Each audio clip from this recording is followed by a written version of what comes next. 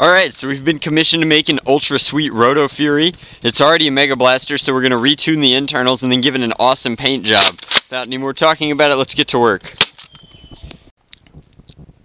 So, of note, as you are opening the Roto Fury, there is one hidden screw inside here, and these handle priming bar pieces do not come off beforehand. So after you've removed everything else, you can go ahead and butterfly it open. That is of course why they don't come off. They have a screw retaining them. And then the internals look complicated at first, but in all honesty are just a gear powered priming, and what a massive plunger tube explains how this throws megas quite as far as it does. So we're going to go ahead and gut it, find out if there are any locks that are problematic. In all honesty, the Roto Fury performs very smoothly for me, so I'll have to tinker with it for a little bit, but then we will get to the paint job because I think that this one's going to paint up nicely.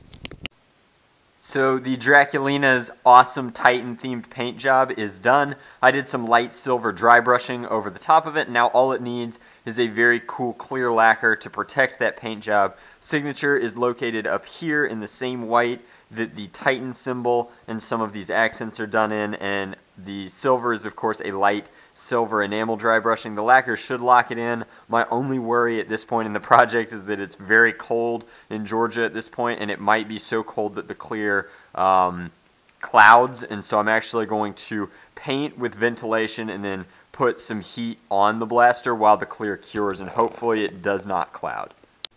So the main thing that I'll be doing to the Roto Fury's internals is a modification to the plunger itself here, where I'm going to add some Teflon tape under to improve the seal, and then I might add a strong arm spring into the inner coils of this because I've heard good things about that. But all in all, the Roto Fury already has plenty of pop and power. I just think that a slightly tighter seal between the plunger and plunger tube here would be an excellent addition, and we'll tinker with that spring and I'll let you know after I've installed it whether or not I chose to go that route. So it almost never fails, but I did find one lock that I did not like. It's a combination of these pieces and a torsion spring, and it goes underneath this gear train right here, and all it did while I was trying to put the blaster back together is prevented me from priming the blaster by popping up. I'm sure it had some sort of function, but the blaster still slam fires fine, so I don't really care, and it's staying out of this commission. But I think that that is a perfectly fine lock to remove. I'm not sure what its function was, and I don't care enough to explore it any further. So putting this back together, show you what it looks like when it's finished, should be hitting pretty hard. Mods that we did end up doing were putting Teflon tape and then re-greasing with white lithium, and then we added the spring but didn't necessarily like it because it made the prime very stiff, and this priming bar is made entirely of plastic. There's no metal in this priming bar, so I didn't like that too terribly much and dialed it back. If it was giving any notable performance increases, they were not significant enough that I am willing to sacrifice the structural integrity of the blaster, especially these new blasters with the plastic gear trains in them. They tend to be a little fragile for my tastes.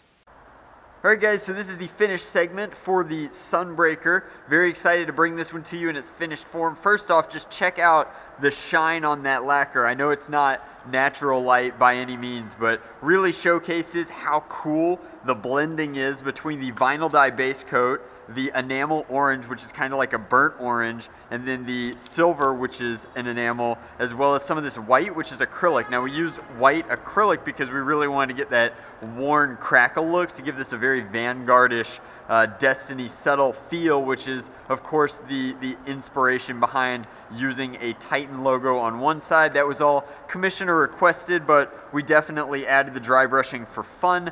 Performance is as you would expect. You know from this mod guide that chosen modifications include a plunger tube with a Teflon tape seal to improve that kind of performance, and then of course everything was redone with white lithium grease that improves both the slippiness of the parts and leads to very smooth operation. It also improves that plunger seal and makes sure that it moves much faster. So in theory there should be very marginal performance gains. Again, did not add an additional spring due to the wear and tear on the gear train. The only other internal modification constitutes the removal of that lock. I have not found any negative consequences to that, and I've used this, probably put about 200 shots through it just as quality control at this point. I do like the paint job. I really love the lacquer. I love how it plays off the dry brushing.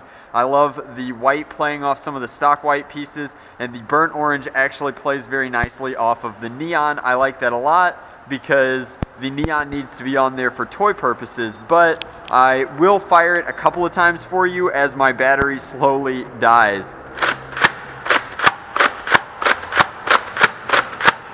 And you can see that the Roto Fury performances are standard, and the Slam Fire feature does cause a slight sacrifice to those ranges, but that's what you get with a Roto Fury. The Commissioner could always redo it with some of the new fun micro barrels or CPVC. Regrets are that I somehow managed to miss one of the labels. I think it's lazy to not remove all of them. I don't know how I missed that. And then if I could do it over again, I would actually paint this. I left it because it's a moving part, but I see no reason to not paint it because it would blend very nicely with the lacquer, and there's already plenty of moving parts that there's no slip between these two due to the lacquer, and I'm very happy with it. So if you like this paint job, please let me know in the description box below. It was a lot of work, and thank you very much for watching.